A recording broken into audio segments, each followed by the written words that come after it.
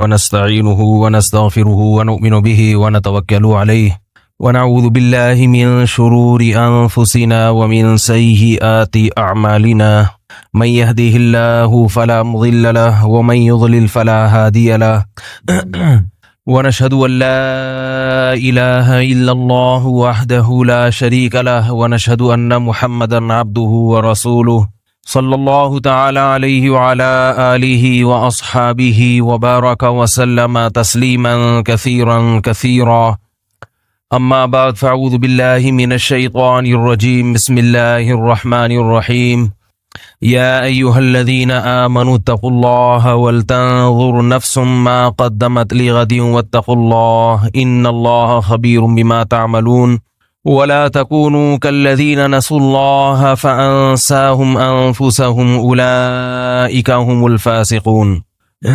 قرآن مجید کی آیت پڑھی ہے، دعا ہے اللہ تعالیٰ صحیح طرح سے بات کہنے کی، سننے کی، سمجھنے کی اور پھر عمل کی توفیق عطا فرمائے۔ تھوڑی سی آواز اگر بڑھا دینا۔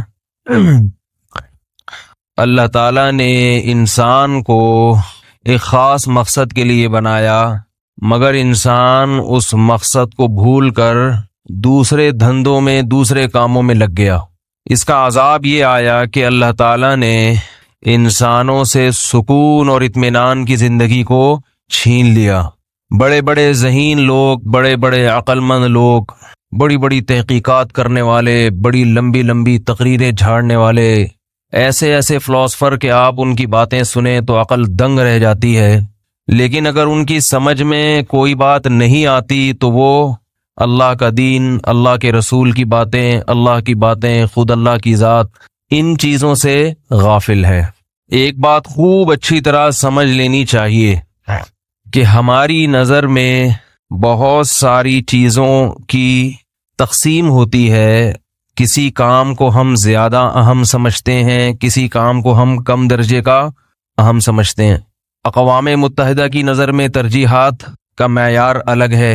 ہر ملک کے اپنے قوانین اور قانون سازی کے وقت جو ترجیحات ہوتی ہیں اس کا معیار الگ ہے۔ آپ کے اپنے گھر میں جو قانون نافذ ہے، اللہ کرے کوئی قانون گھر میں بھی نافذ ہو، آج کل تو گھروں کا کوئی قانون کوئی کسی کا ماتحت ہے ہی نہیں گھروں میں، اور گھر بھی آج کل نام ہے دیوار، اینٹیں، صوفے، فانوس، گدوں کا۔ اس کو لوگ کیا کہتے ہیں؟ یعنی گزوں کے حساب سے ہوتا ہے، 200 گز، 400 گز، چھوٹے گھر 60 گز، جبکہ میری نظر میں جو گھر کی ڈیفینیشن ہے وہ کچھ اور ہے۔ آپ کی نظر میں جو گھر کی ڈیفینیشن ہے وہ کیا ہے؟ 200 گز کا ہو، اتنے کمرے ہوں، فانوس ہو، صوفہ ہو، پنکھے ہوں، ایئر کنڈیشن ہو، جبکہ میری نظر میں گھر کی ڈیفینیشن یہ، بولو بھائی، نہیں، میری نظر میں گھر اسے کہتے ہیں کہ میاں بیوی ہوں، معتد بھی بچے ہوں۔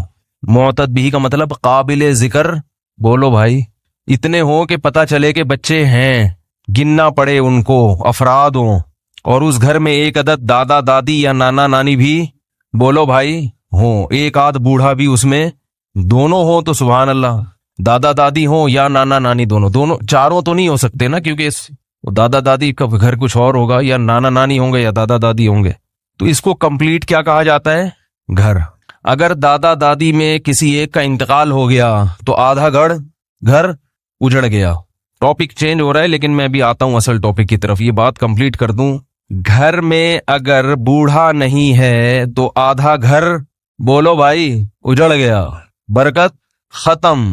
کوئی تو ہو جس سے انسان دعائیں کروائے، جس کی خدمت کرے۔ اگر آپ کے والدین بوڑھے ہو گئے تو چلو آپ کے بچے ہوں تو وہ والدین ان بچوں کے کیا بن گئے؟ دادا دادی یا نانا نانی۔ تو بوڑھے کا وجود گھر میں، گھر کو گھر قرار دینے کے لیے، بولو بھائی، ضروری ہے، ورنہ تمہارے اور انگریزوں کے گھر میں کوئی فرق، ورنہ گھر میں اور ہوٹل میں کوئی فرق۔ دبئی کبھی کبھار جاتے ہو نا تو ہوٹل کرائے پر لیتے ہو، اس میں بھی بوڑھے نہیں ہوتے، بچے نہیں ہوتے، بیوی کبھی ہوتی ہے، کبھی عورت ہوتی ہے کوئی بیوی کے نام پہ، کوئی گرل فرینڈ ہوتی ہے، عیاشی تو ہو جاتی ہے وہاں پہ۔ ہوٹلوں کو گھر، ارے بھائی بولو یار، کچھ ڈنڈا ہے یار اٹھا کے، مجھے غصہ آتا ہے۔ ہم نے تھوڑی کہا ہے آپ ادھر آؤ ہمارا بیان سننے، بھائی اپنی مرضی سے آئے ہو، تو اتنی سست، مجھے سست آدمی بالکل بھی پسند نہیں ہے۔ ویسے سست اگر کوئی ہو نا، کوئی کام نہ ہو تو سست پڑا ہوا ہے وہ برداشت ہو جاتا ہے، حالانکہ یہ بھی غلط ہے، کوئی نہ کوئی ایکٹیویٹی ہونی چاہیے، لیکن چلو کچھ بھی نہیں ہے تو ایسے ہی پڑا ہوا ہے۔ لیکن جب کوئی کام کر رہا ہو انسان، پھر وہ کام سستی سے سر انجام دینا بہت بری حرکت ہے۔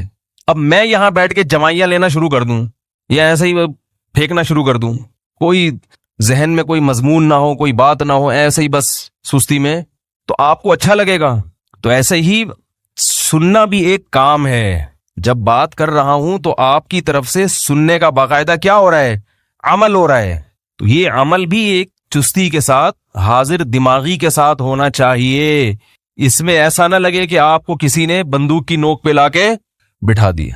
پرانے زمانے میں ایک کامیڈی شو آیا کرتا تھا 50-50، باتیں کرنا ممبر پہ مناسب تو نہیں ہے لیکن چلتا ہے تھوڑا بہت، ٹھیک ہے۔ وہ بچپن میں ہمارے گھر میں تو ٹی وی تھا نہیں، ادھر ادھر جا کے دیکھا کرتے تھے 50-50۔ تو وہ اس میں ایک چیز دکھائی، یہ جو کمنٹری کرنے والے ہوتے ہیں نا، ان کے بارے میں یہ بتانا چاہ رہے تھے کہ یہ بھی بکے ہوئے ہوتے ہیں، ٹھیک ہے۔ کھیل کے دوران اس پلیئر کو زیادہ ہائی لائٹ کریں گے جس کی طرف سے پیسے ملے ہوئے ہوں یا کوئی دھمکی ہو، واللہ عالم حقیقت ہے یا نہیں ہے، لیکن وہ ایک کامیڈی شو تھا۔ تو اس میں دکھایا کہ ہاکی کا کھیل ہو رہا ہے، اور کھیل میں بار بار وہ کہہ رہے کہ بہترین کھیل رہے ہیں سلیم اللہ سے کلیم اللہ، اور کلیم اللہ، اور حالانکہ وہ جو کلیم اللہ تھا اس کے ہاتھ میں گیند آئی نہیں رہی تھی، اس کی ہاکی پہ گیند ٹچ ہی نہیں ہو رہی تھی، لیکن بار بار وہ کلیم اللہ کلیم اللہ کلیم اللہ۔ اب جو تماشائی تھے وہ اعتراض کرنے لگے کہ یار ہم تو یہاں اسٹیڈیم میں بیٹھ کے میچ دیکھ رہے ہیں، کلیم اللہ سے زیادہ سست تو کوئی کھیل ہی نہیں رہا۔ تو لوگوں نے احتجاج کرنا شروع کر دیا، احتجاج، اور وہ پھر بھی کہہ رہے کہ بھائی کلیم اللہ کلیم اللہ کلیم اللہ، بہترین کھیل رہے ہیں کلیم اللہ۔ جب لوگوں نے زیادہ شور مچایا تو وہ کہتے کہتے نا رونے لگا، روتے روتے کہہ رہے کہ بھائی کلیم اللہ سے اچھا کوئی بھی نہیں کھیل رہا، رو رہا ہے، یعنی نہ چاہتے ہوئے بھی کہہ رہا ہے۔ تو پھر دکھایا کہ پیچھے کوئی شخص بندوق لے کے بیٹھا ہوا ہے، اس کے کیمرے کو اس طرف کیا، پیچھے بندوق اس کی کمر پہ رکھی ہوئی ہے، کرسی کے پیچھے ایک بندہ چھپا ہوا ہے، تو وہ یہ تو نہیں کہہ سکتا پیچھے، تو ایسے ہوتا ہے۔ تو اسی سے بات چل پڑی ہے۔ تو ایک اور بات اس میں تھی کہ ایک خاتون نادرا کے آفس میں آئیں اور نادرا والوں کی حرکتیں بتائی ہیں کہ یہ اتنے برے نہیں ہوتے، لیکن بتایا ہے کہ ہمارے ملک میں کیا ہوتا ہے۔ تو نادرا کے پاس آئی اور کہنے لگی کہ آپ نے شناختی کارڈ میں مجھے بیوہ لکھ دیا ہے، حالانکہ میں بیوہ بولو بھائی نہیں ہوں، ثبوت کے طور پر یہ میرے شوہر میرے سامنے موجود ہیں، یہ میرے شوہر ہیں، یہ دیکھو آپ نے بیوہ لکھ دیا۔ تو اس کی کریکشن کرنی ہے۔ اب نادرا والوں نے بولا یار اب کاغذات میں کریکشن کرنا اچھا خاصا مشکل کام ہے بھائی، شوہر کو زندہ ہونا ثابت کرو، پھر اس کا لنک کیا ہے، نکاح نامہ، میرج سرٹیفکیٹ، پھر شوہر کا پتہ نہیں اپنا شناختی کارڈ بھی ہے یا نہیں ہے، تو پہلے اس کا بے فارم، پھر بڑے مسائل ہیں۔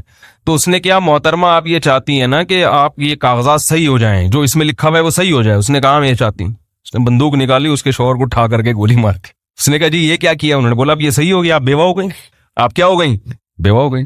تو نادرا والے بعض دفعہ اس طرح بھی کاغذات میں کریکشن، تو کوئی بھی خاتون جو اپنے آپ کو بیوہ سے شادی شدہ کروانا چاہتی ہیں وہ تھوڑا سا احتیاط کریں۔ نادرا والے کہتے ہیں لوگ کہ اس طرح بھی کر دیتے ہیں بعض دفعہ، واللہ عالم۔ خیر، تو میں یہ عرض کر رہا تھا کہ دیکھو بیداری کے ساتھ بات سنا کریں۔ تو کیا بات چل رہی تھی؟ اصل جو ٹاپک تھا ہاں بزرگوں کی بات میں کر رہا تھا، ٹاپک تو مجھے یاد تھا لیکن وہ جو کس اسٹاپ پہ آگے ہم رکے تھے، تو گھر میں ایک آدھ بوڑھے کا ہونا ضروری ہے، اس کی چخ چخ سنا کرو، اس کی برداشت کیا کرو، اس سے اللہ آپ کے گناہوں کو معاف کرے گا۔ آدمی کا قانون اور ضابطے میں بھی ترجیحات کیا ہوتی ہیں؟ الگ ہوتی ہیں۔ مثال کے طور پر بعض لوگوں کا یہ اصول اور ضابطہ ہوتا ہے کہ بھائی بیگم کی ہر خامی برداشت ہوگی، کھانے پینے میں تاخیر برداشت، بولو بھائی، کہتے ہیں بھائی میرا میٹر گھوم جاتا ہے، بیگم کپڑے وقت پہ نہیں دھو، کوئی مسئلہ نہیں ہے، یہ نہیں کرو وہ نہیں، کھانا مجھے ٹائم پہ، ترجیحات ہوتی ہے نا ہر ایک کی۔ بعض لوگوں کو کھانے میں الجھ جلول ہوتے ہیں، ملے نہ ملے کوئی مسئلہ نہیں ہے، کپڑے مجھے ٹائم پہ، آفس جانا ہوتا ہے یا کچھ بھی کرنا ہوتا ہے تو بھائی مجھے کپڑے ٹائم پہ چاہیے۔ بعض لوگوں کی نظر میں ترجیح کیا ہے کہ میری خدمت کرو نہ کرو، میرے والدین کی مجھے خدمت بولو بھائی چاہیے۔ تو ان کی نظر میں ترجیح کیا ہے؟ بھائی والدین کی خدمت سب سے، لوگ کہتے ہیں نا بڑی بیگم سے، بیگم تو مجھ سے منہ پھڑ کے جتنی مرضی بات کر لیا کرو، لیکن میرے ابا سے ذرا بولو بھائی تمیز سے۔ اسی طرح خواتین میں بھی ہے، شوہر سے کہتی ہیں بھائی مجھے خرچہ کم کر دو، لیکن بات جب بھی کرو تو کس سے؟ تمیز سے کرو, وقت زیادہ دو. بعضوں کی نظر میں ہوتا ہے ٹائم نہیں چاہیے, روکڑا چاہیے. سعودیہ چلے جاؤ کمانے کے لیے, 4 سال تک وہیں رہو, 40 سال وہیں گزارو, مگر اللہ کا واسطہ کچھ پیسے. بے یار ہوتا ہے نا ایسے, بھائی ہمیں بندہ نہیں چاہیے, ہمیں کیا چاہیے, پیسے چاہیے. ترجیحات ہوتی ہیں. تو دنیا میں کوئی بھی انسان ایسا نہیں ہے جس کو ساری چیزیں مل جائیں. ہمیشہ ہم زندگی گزارتے ہیں ترجیحات, پرائیورٹیز جسے کہا جاتا ہے انگریزی میں, کہ ترجیحات کی بنیاد پر. دنیا میں اس سے بڑا احمق اور بے وقوف کوئی بھی نہیں ہوگا جو کہتا ہے کہ میری کوئی ترجیح نہیں ہے بیگم, مجھے سب چیزیں چاہیے, میرے ابا سے بھی اچھا سلوک, میری اماں سے بھی اچھا سلوک, مجھ سے بھی اچھا سلوک, کھانا بھی ٹائم پہ, کپڑے بھی استری ٹائم پہ, اخلاق سے بات بھی, زینت بھی, میری مرضی کے بغیر گھر سے باہر بھی نہیں, گھر کے میں کوئی آئے گا بھی نہیں, یہ بھی نہیں ہوگا, وہ بھی نہیں ہوگا, یہ بھی نہیں ہوگا, وہ بھی نہیں ہوگا, اور اتنے بجے تم نے سونا ہے, اتنے بجے تم نے اٹھنا ہے, دوپہر اتنے دیر کیلولا کرنا ہے, اس کے بعد فوراً اٹھ کے چائے بنانی ہے. بیگم کہے بھائی کچھ تھوڑا سا ہلکا کر لو, کہ نہیں مجھے ساری کی ساری چیزیں 100% درست چاہیے. ایک دن بھی گھر چل سکتا ہے, بولو نہیں چلے گا. یا عورت کہے شوہر سے آپ کے اخلاق بھی اچھے ہوں, آپ ڈانٹیں بھی نہیں, سوری بھی آپ ہی کیا کریں, پیسے بھی بھرپور طریقے سے دیا کریں, اپنی پوری تنخواہ مجھے بتائیں بھی, میرے ہاتھ میں پکڑائیں بھی, پھر مجھ سے ہی پیسے لے کے کھایا کریں. ٹھیک ہے, ٹھیک ہے. اور مجھ سے اپنے ابو امی کی خدمت کا بھی نہ کہیں, اور یہ بھی نہ کہیں, وہ بھی نہ کہیں, میں جو چاہے کروں, میں پڑھنا چاہوں, میں جاب کرنا چاہوں, جاب بھی کروں تو تنخواہ بھی آئے, تو تنخواہ کا بھی نہ پوچھیں مجھ سے. ساری چیزیں میں چاہتی ہوں میرے شوہر میں کیا ہوں, پرفیکٹ. چلے گا گھر 2 دن, بولو بھائی, اور آپ کی شکل بھی اچھی ہو, یہ بھی خواہش ہو. اتنے سارے کام کرنے کے بعد آدمی کی شکل اچھی رہے گی, ہے بھائی؟ اتنے سارے کام کرنے کے بعد انسان کی, جی اتنے سارے کام کرنے کے بعد انسان کی شکل اچھی رہے گی, بولو بھائی, نہیں رہے گی. تو نہ اس کی اچھی رہے گی نہ اس کی اچھی رہے گی. تو دنیا میں حکومت کے بھی یہی اصول ہیں, ترجیحات. حکومت بعض دفعہ بڑے بڑے اسمگلروں پہ ہاتھ نہیں ڈالتی کہ ان کو نہیں چھیڑو, چھوٹے موٹے اسمگلر پکڑ لو, چور ڈاکو پکڑ لو, یہ بڑے کو ابھی فی الحال کیا کرو, چھوڑ دو اس کو. بھائی سارے کام نہیں ہو سکتے, ہو گیا نا, ایسا نہ ہو یہی ہم کو کھا جائے, یا اس کو چھوٹ دو مگر اس سے کچھ اپنے کام کروا لو, ہوتا ہے نا ہر ملک میں. تو بات لمبی ہو رہی ہے, میں یہ عرض کر رہا تھا کہ ہر قوم کے, ہر ملک کے, ہر خاندان کے, ہر گھر کے کچھ اصول ہوتے ہیں. کچھ اصولوں پہ لوگ کمپرومائز کرتے ہیں, توڑ دیتے ہیں ان اصولوں کو, ٹھیک ہے نا, کچھ اصولوں سے دستبردار ہو جاتے ہیں, اور اس کے بدلے میں کچھ ایسے اصول ہوتے ہیں جن پر سمجھوتا نہیں کرتے. تو یاد رکھو یہ کائنات بھی ایک ریاست ہے, اور اس کا مالک کون ہے, اللہ. اس کا بھی ایک بہت بڑا اصول ہے, وہ اصول ہے کہ میں ہر چیز پہ سمجھوتا کر لوں گا, لیکن انسان اگر میرا بن کے نہیں چلے گا تو مجھے تمہاری کوئی پرواہ. بولو بھائی, تم سب سے پہلے میرے ہو, باقیوں کے بعد میں. ما یفعل اللہ بکم لولا دعاؤکم, ما یعبأ بکم ربی لولا دعاؤکم. اگر تم اللہ کو نہیں پکارو گے, اپنے آپ کو اللہ کا بندہ نہیں سمجھو گے, اپنے آپ کو اللہ کا غلام نہیں سمجھو گے, ما یعبأ بکم ربی, تو رب کو تمہاری کوئی پرواہ نہیں ہے. چاہے تم ترقی کرتے کرتے چاند اور مریخ کی حدود کو کراس کر لو, چاہے تم انسانیت کی خدمت کے نام پہ روز نت نئی چیزیں ایجاد کر لو, چاہے تم بہت بڑے سائنسدان بن جاؤ, بہت بڑے انجینئر بن جاؤ, بہت بڑا ٹرسٹ بنا کے کروڑوں غریبوں کو فری پھوکٹ میں کھانا کھلانا شروع کر دو, جب تک میری رضا کو سب کی رضا پر مقدم نہیں رکھو گے, میرے غلامی اختیار نہیں کرو گے, تمہاری کوئی نیکی قابل قبول نہیں ہے. یہ بہت بڑا فالٹ ہے انسانوں میں اس زمانے میں, کہ مذہب کو زندگی میں لائے بغیر اچھا انسان بننا چاہتے ہیں. اللہ کا دعویٰ یہ ہے کہ جو میرے دین کو فالو نہیں کرے گا, دنیا کی نظر میں اچھا ہوگا, میری نظر میں وہ اچھا, بولو بھائی, نہیں ہے. اس کائنات میں بعض غیر مسلم ایسے گزرے ہیں جنہوں نے اچھائی کے ریکارڈ توڑ دیے, مگر اللہ نے ان کو بھی معاف, بولو بھائی, نہیں کیا. زمانہ جاہلیت میں ایک شاعر گزرا تھا. عرب کی جو شاعری تھی نا, عرب کی شاعری بڑی کمال کی شاعری ہے, اس سے عرب کے کلچر کا پتہ چلتا ہے. ایک شاعر گزرا ہے زمانہ جاہلیت میں, اس کی شاعری میں انسانوں کی مثبت تعمیر بہت زیادہ ہے, یعنی پازیٹیو شاعری ہوتی ہے نا, کہ لوگوں کو سخاوت پہ لانا, لوگوں کو بہادری پہ اکسانا, رشتہ داری جوڑنے پر اکسانا, مظلوم کی مدد پر اکسانا, اللہ کی تعریف بھی بہت ہے اس کے کلام میں. ایسے اچھے اچھے لوگ بھی دنیا میں گزرے. غیر مسلم شاعر تھا مگر اتنا اچھا کہ ہمارے نبی صلی اللہ علیہ وسلم کو شاعری سے اگرچہ دلچسپی بولو بھائی نہیں تھی، مگر آپ صلی اللہ علیہ وسلم نے اس شاعر کا کلام سننا شروع کیا.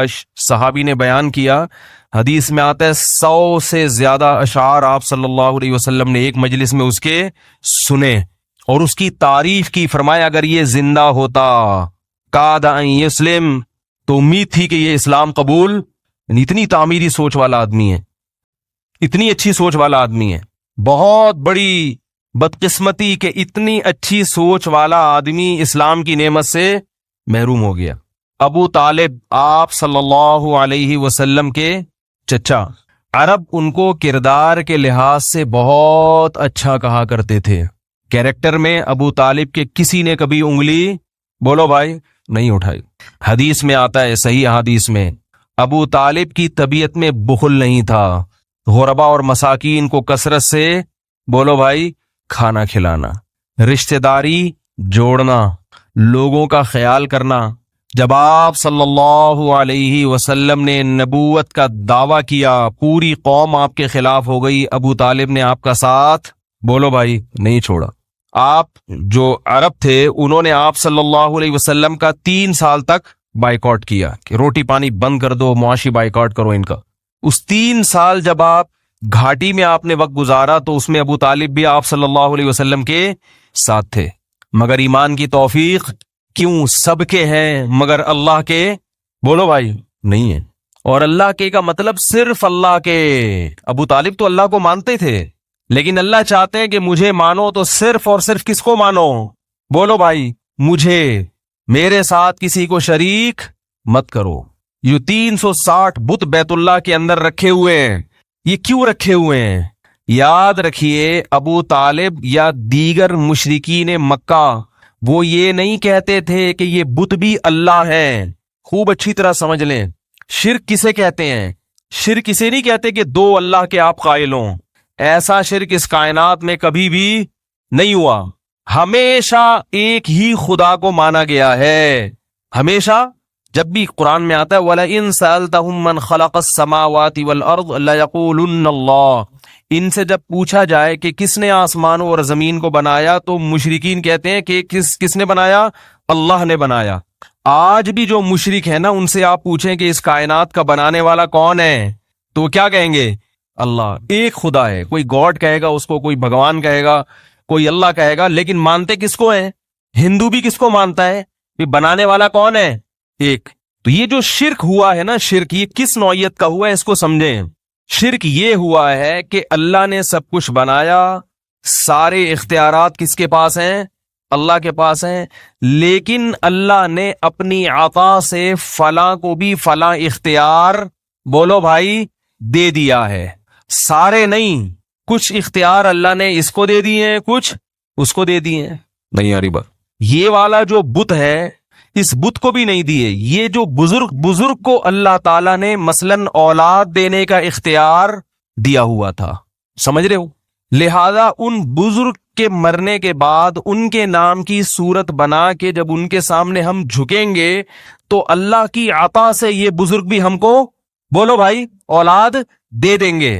عین یہی شرک آج محمد صلی اللہ علیہ وسلم کی ذات کے ساتھ ہو رہا ہے. یہی شرک عین حضرت علی رضی اللہ تعالی عنہ کو مشکل کشا کہنے والے کر رہے ہیں.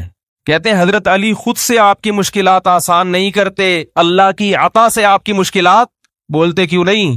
یہ جو نوح علیہ السلام کے دور میں 5 بڑے بڑے بت تھے، ود، سوا، یغوث، یعوق، نصر، یہ اصل میں 5 بڑے بڑے بزرگان دین تھے، اللہ والے لوگ تھے.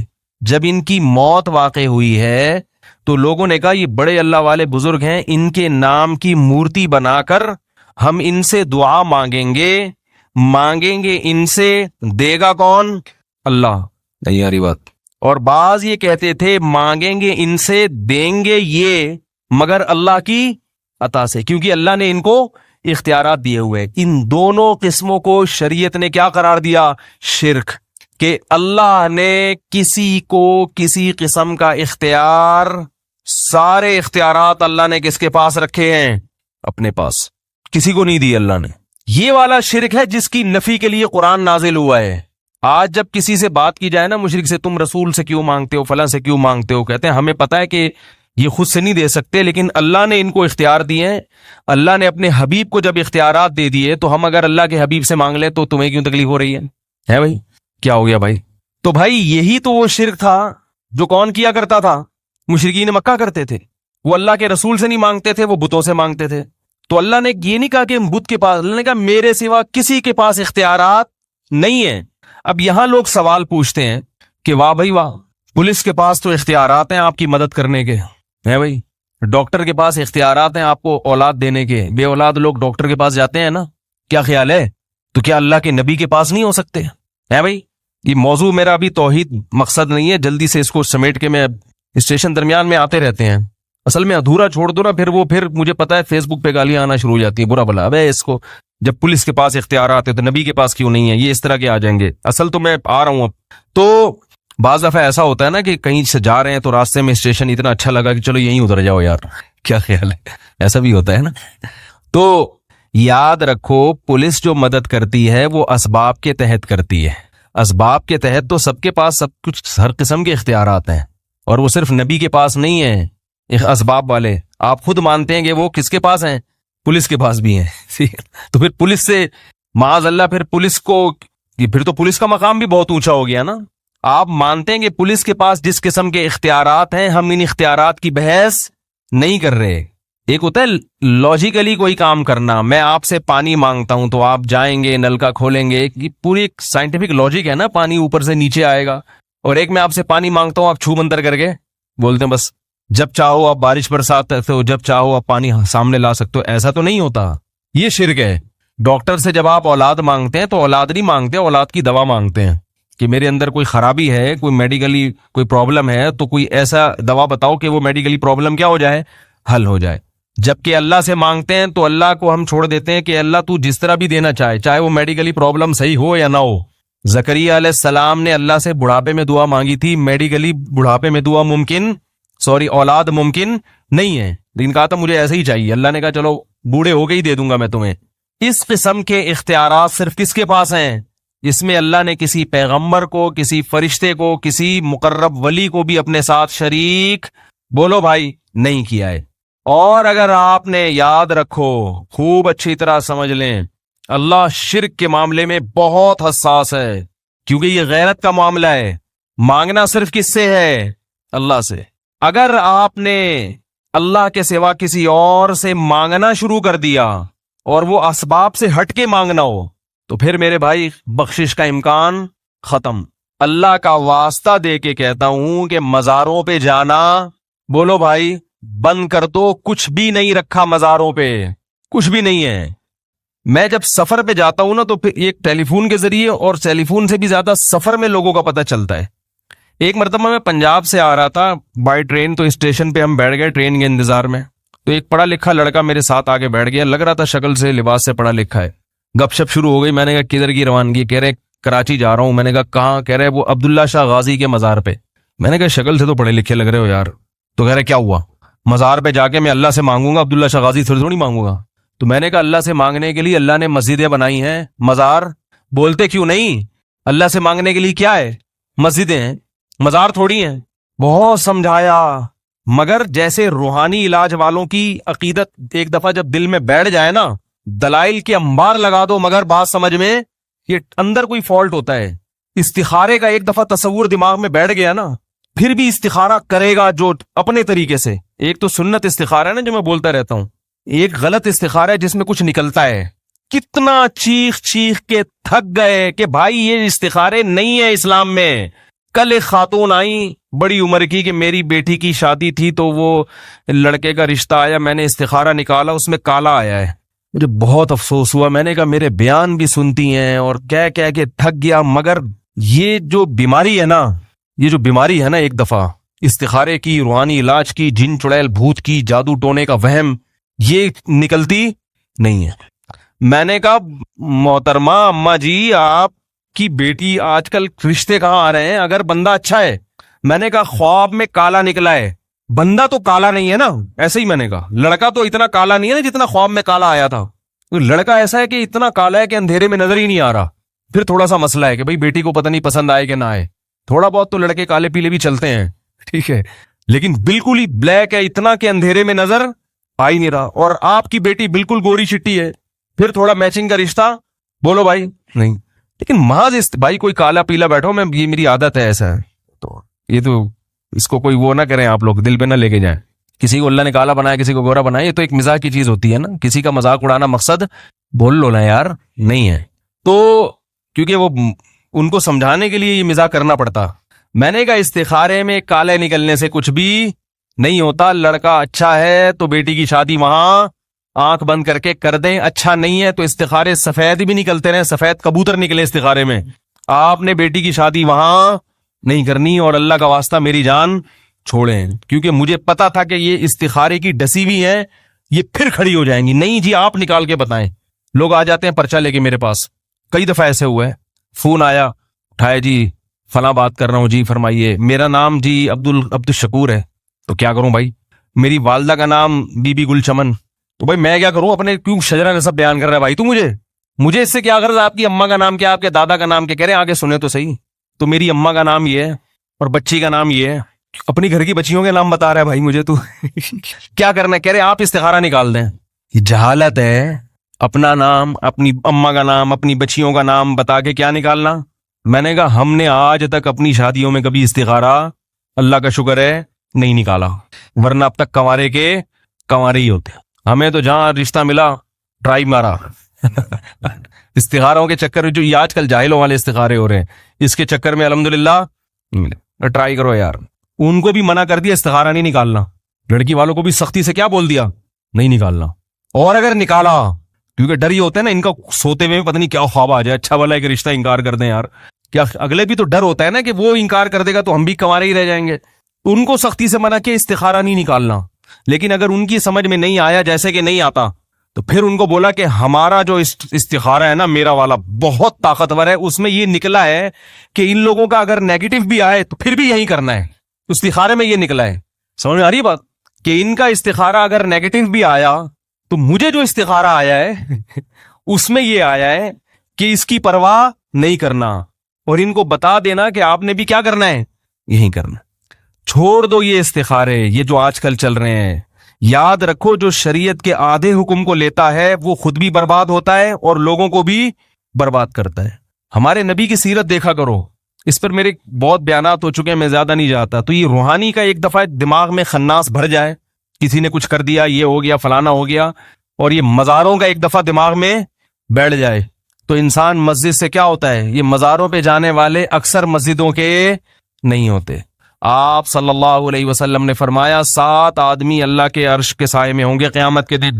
ان میں ایک وہ رجل قلبہ معلق بالمساجد, وہ شخص جس کا دل مسجد میں اٹکا ہوا ہو. یہ نہیں کہ جس کا دل مزار پہ بولتے کیوں نہیں اٹکا ہوا ہو, یہ نہیں فرمایا آپ صلی اللہ علیہ وسلم, مسجد میں اٹکا ہوا ہو. اور یہ بھی یاد رکھو جو مزاروں پہ جانے والوں کے جن چڑیل بھوت اترتے ہیں, بعض لوگ یہ بھی کہتے ہیں مزار پہ کہتے ہیں جن اتر گیا, تو چڑھتا بھی وہیں سے ہے. نہیں آ رہی بات, جن کو پتا ہوتا ہے یہ کمبخت وہاں جائے گا, اس لیے جن چڑھ جاتا ہے تاکہ یہ وہاں جائے تو میں اتر جاؤں اور اس کا عقیدہ مزار سے پکا ہو جائے. ابھی ہمارے ایک رشتہ دار آئے ہوئے تھے, ان کے پاؤں میں دھاگا, انگوٹھے میں بھی دھاگا, تھوڑا سا ان میں گرین شیڈ ہے, ٹھیک ہے. ہمارے پہ رشتہ دار بہت مختلف قسم کے رشتہ دار ہم نے الحمدللہ پالے ہوئے ہیں, مختلف ڈیزائن کے. جب خاندان بڑا ہوتا ہے نا تو یہ بھی آدمی کی مینٹل اپروچ اونچی ہوتی ہے, اس کو ہر قسم کے رشتہ داروں سے واسطہ پڑتا ہے. تو ان کے دھاگے, ان کے گھر میں سب ایسے ہی, کسی کے انگلی پہ دھاگا, کسی کے یہاں, کسی کی امام زامن, کسی کے پتہ نہیں کیا کیا بندہ رہتا رہو. تو میں نے ان سے کہا, میں نے کہا آپ کو میں 15 سال سے دیکھ رہا ہوں ان دھاگوں میں لپٹا ہوا ہے, آپ کے مسائل حل ہوئے, ایک مسئلہ کھڑا نہیں ہوتا دوسرا شروع ہو جاتا ہے. اور میں نے کہا اللہ کا فضل ہے, اللہ نظر بد سے بچائے, کبھی مجھے دیکھا کوئی دھاگا بندھا ہوا. ہمیں تو جب گھر میں دھاگے کی بھی ضرورت ہوتی بھی ہے نا, کوئی کام سلائی کے لیے, تو وہ بھی نہیں مل رہا ہوتا, دھاگے ہی نہیں شارٹ ہیں, جو ضروری دھاگے ہیں وہ نہیں ملتے ہمیں. تو میں نے کہا آپ نے کبھی ہمیں دیکھا, اور میں نے کہا ہمارے مسائل بھی آپ سے زیادہ ہیں, آپ کا صرف ایک مسئلہ ہے, ہمارے مسئلے کتنے ہیں, 3 بڑے بڑے مسائل ہم نے رکھے ہوئے ہیں.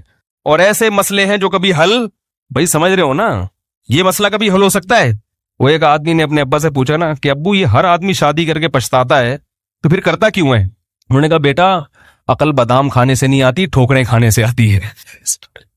سمجھ رہے ہیں؟ عقل کس سے آتی ہے؟ ٹھوکریں کھانے سے آتی. تو میں نے کہا ہمارے الحمدللہ تو نہیں کہنا چاہیے بلکہ کہنا چاہیے، میں نے کہا ہمارے مسائل آپ سے زیادہ، وسائل آپ سے کم. مسائل زیادہ اور وسائل آپ سے کم. آپ کے مسائل کم اور وسائل ہم سے زیادہ، پھر بھی آپ پریشان ہو. اللہ کا فضل ہے ہمارے مسائل حل ہو جاتے ہیں، ہمارے دعا سے حل ہو جاتے ہیں الحمدللہ. ہمارے کس سے حل ہو جاتے ہیں؟ ہمیں کسی دھادے کے اور یہ امام ضامن اور یہ کسی مزار پہ جانے کی ضرورت نہیں. اور اگر پھر بھی کوئی مسئلہ حل نہ ہوا تو اللہ نے کب کہا ہے کہ سارے مسئلے تمہارے دنیا میں حل ہو جائیں گے؟ یار کیا خیال ہے؟ دنیا میں کوئی انسان ایسا ہے اگر مسئلے حل ہوتے نا تو حکمرانوں کے حل ہوتے. ہمارے جو حکمران ہیں یا دنیا میں کسی کے بھی حکمران ہیں، سب سے زیادہ دولت اور قوت کس کے پاس ہوتی ہے؟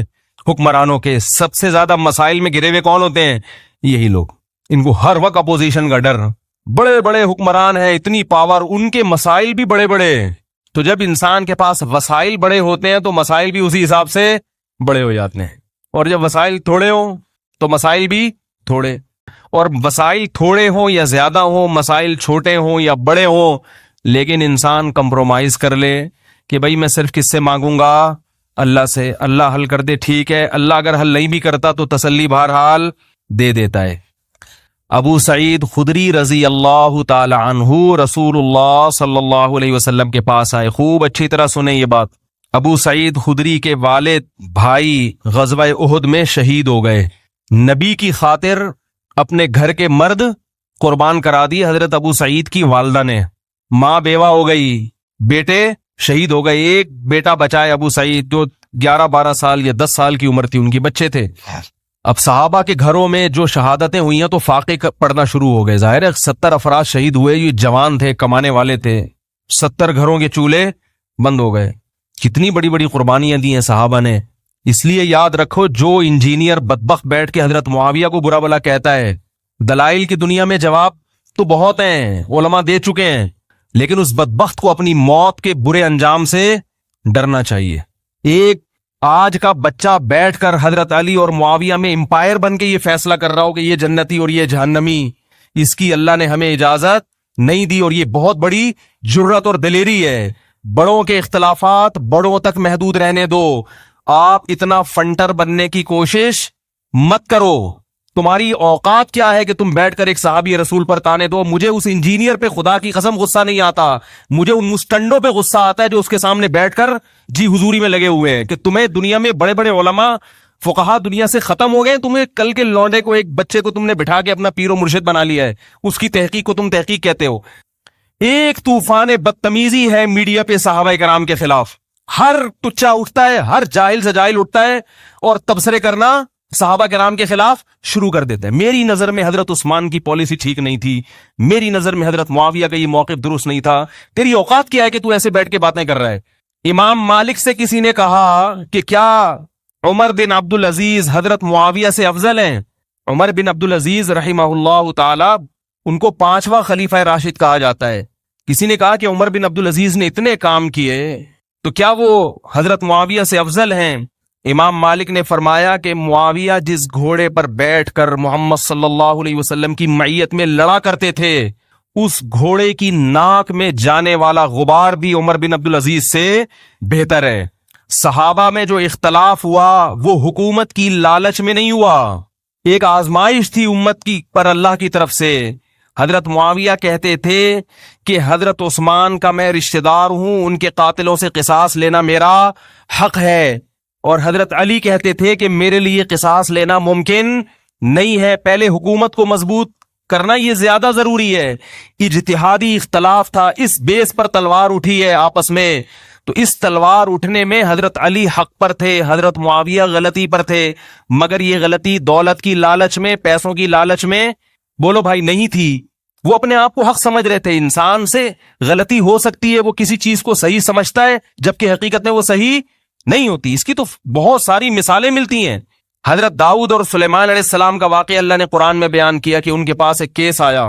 حضرت داؤد نے بھی فیصلہ کیا اور آپ کے بیٹے سلیمان نے بھی. اللہ فرماتے ہیں سلیمان کا فیصلہ صحیح تھا, داؤد کا فیصلہ بولو بھائی سلیمان کے مقابلے میں صحیح نہیں تھا. یہ اجتہادی غلطی چھوٹے مسائل میں بھی ہو سکتی ہے اور بڑے مسائل میں بھی ہو سکتی ہے. تو صحابہ کرام کی بہت بڑی بڑی قربانیاں ہیں. حضرت معاویہ رضی اللہ تعالی عنہ پر حضرت ابو بکر نے اعتماد کیا, ان کو گورنر بنایا. حضرت عمر نے اعتماد کیا, ان کو گورنر بنایا. حضرت عثمان نے اعتماد کیا. تو یہ اتنے حضرات ان پر اعتماد کر رہے ہیں, ان میں کوئی کوالٹیز ہوں گی, کوئی خصوصیات ہوں گی. لوگوں کی کالز آتی, انجینئر نے فلاں پہ الزام لگایا, اس کا جواب فلاں پہ الزام لگایا. میں نے کہا جس آدمی کا کام یہی ہو امت میں تخریب کاری, تم اس کی باتیں سنتے کیوں ہو؟ دنیا میں علماء ختم ہو گئے ہیں کیا؟ پورے بر صغیر میں تمہیں ایک بچہ ملتا ہے جو ہے بھی انجینئر, جو عالم مفتی بھی نہیں ہے. حوالوں پہ مرتے ہیں لوگ کہ بھئی ہر بات حوالے سے کرتا ہے.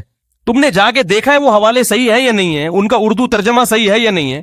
میں نے ایک مثال دی تھی نا کہ انجینئر نے کہا کہ یہ جو ترمذی کی حدیث ہے رفع الیدین نہ کرنے کے بارے میں, اس کو عبداللہ بن مبارک نے ضعیف کہا ہے. اس کا میں نے جواب دیا تھا وہ اس کو نہیں کہا, وہ دوسری والی کو کہا ہے. سمجھ میں آ رہی ہے بات؟ کنفیوژن ہوئی ہے لوگوں سے.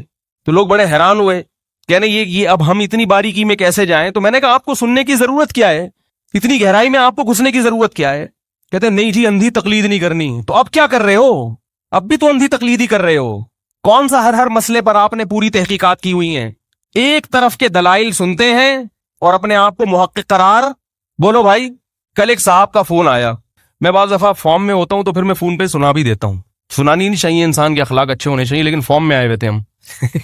پھر بعد میں سوری بھی کر لی ہم نے. وہ کہنے لگے جناب ڈاکٹر ذاکر نائک صاحب نے ابھی پھر یہ مسئلہ بیان کیا اسٹیج پر کہ 3 طلاقیں ایک ہوتی ہیں. مفتی صاحب آپ تو ڈاکٹر ذاکر نائک صاحب کی بڑی تعریفیں بھی کرتے ہیں, اور وہ جب مسئلہ کہہ رہے ہیں کہ 3 ایک ہوتی ہیں تو انہوں نے حدیث بھی کوٹ کی ہے, صحیح مسلم کی حدیث کوٹ کی کہ محمد صلی اللہ علیہ وسلم کے دور میں, ابو بکر کے دور میں, عمر کے دور میں 3 طلاقیں کتنی ہوتی تھیں؟ 1 ہوتی تھیں. حضرت عمر نے سیاستاً کتنی کر دی؟ 3 کر دی. تو مفتی صاحب اب آپ جواب دینا اس کا. مفتی صاحب کے پاس کرنے دھرنے کا اور کوئی کام ہے ہی نہیں. تھوڑی دیر میں رفع الیدین والے کا فون آ جائے گا, میں ساری پرچیاں لے کے ہر وقت اپنے پاس بیٹھا کروں. رفع الیدین کی حدیث, یہ رفع الیدین پر تو 325 حدیثیں کہا جاتا ہے نا, ان کو یہ بھی نہیں پتا چلتا کہ یہ کون سا والا رفع الیدین ہے. بعض حدیثیں ایسی جس میں تکبیر تحریمہ کا رفع الیدین ہے, اس کو بھی اسی میں ڈالا ہوا ہے. سمجھ میں آ رہی بات؟ اتنی بھی سینس نہیں ہے عوام میں.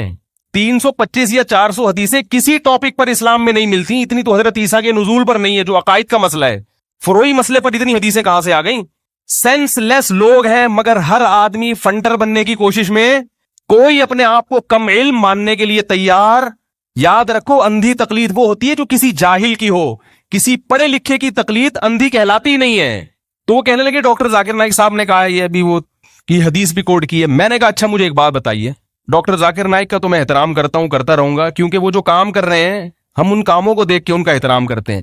میں نے کہا پہلی بات یہ کہ دنیا میں مفتی ختم ہو گئے ہیں جو مسائل ڈاکٹروں سے پوچھے جا رہے ہیں.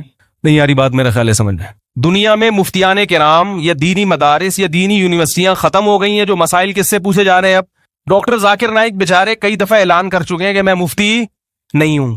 دوسری بات یہ کہ جناب ڈاکٹر ذاکر نائک صاحب نے جب لاکھوں کے مجمع کے سامنے یہ بات کہی کہ نبی کے دور میں 3 ایک تھیں, ابو بکر کے دور میں 3 ایک تھیں, حضرت عمر نے 3 کو 3 کر دیا, تو کسی کے دل میں خیال نہیں آیا کہ وہ ان سے پوچھے کہ حضرت اسلام میں اتنی بڑی تحریف حضرت عمر نے کر دی تو کسی صحابی نے اس کے خلاف آواز کیوں نہیں اٹھائی؟